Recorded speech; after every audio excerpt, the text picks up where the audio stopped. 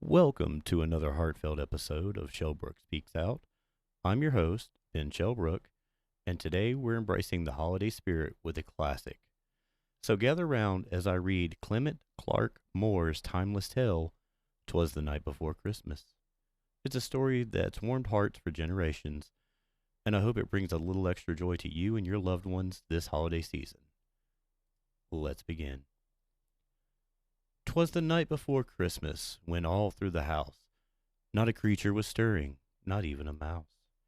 The stockings were hung by the chimney with care, in hopes that St. Nicholas would soon be there. The children were nestled all snug in their beds, while visions of sugar plums danced in their heads. And Mamma in her kerchief and I in my cap had just settled our brains for a long winter's nap. When out on the lawn there arose such a clatter, I sprang from the bed to see what was the matter. Away to the window I flew like a flash, tore open the shutters, and threw up the sash. The moon on the breast of the new-fallen snow gave the luster of midday to objects below, when what to my wondering eyes should appear but a miniature sleigh and 8 tiny reindeer, with a little old driver so lively and quick, I knew in a moment it must be St. Nick.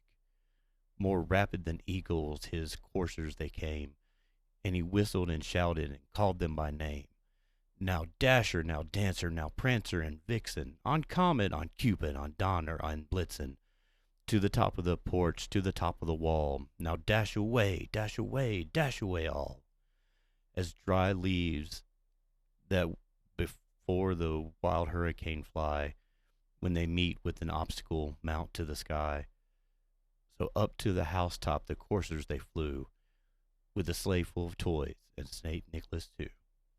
And then in a twinkling I heard on the roof the prancing and pawing of each little hoof. As I drew in my head and was turning around, down the chimney St. Nicholas came with a bound. He was all dressed in fur from his head to his foot, and his clothes were all tarnished with ashes and soot. A bundle of toys he had flung on his back, and he looked like a peddler just opening his pack. His eyes, how they twinkled, his dimples, how merry. His cheeks were like roses, his nose like a cherry.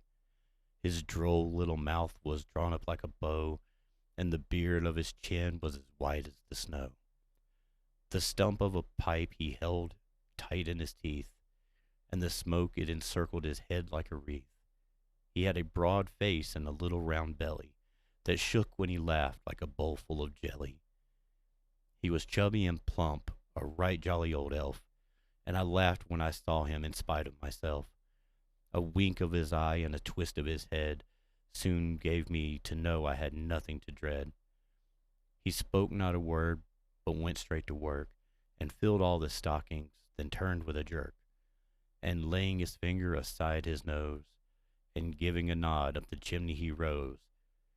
He sprang to his sleigh, to his team gave a whistle, and away all flew like the down of a thistle.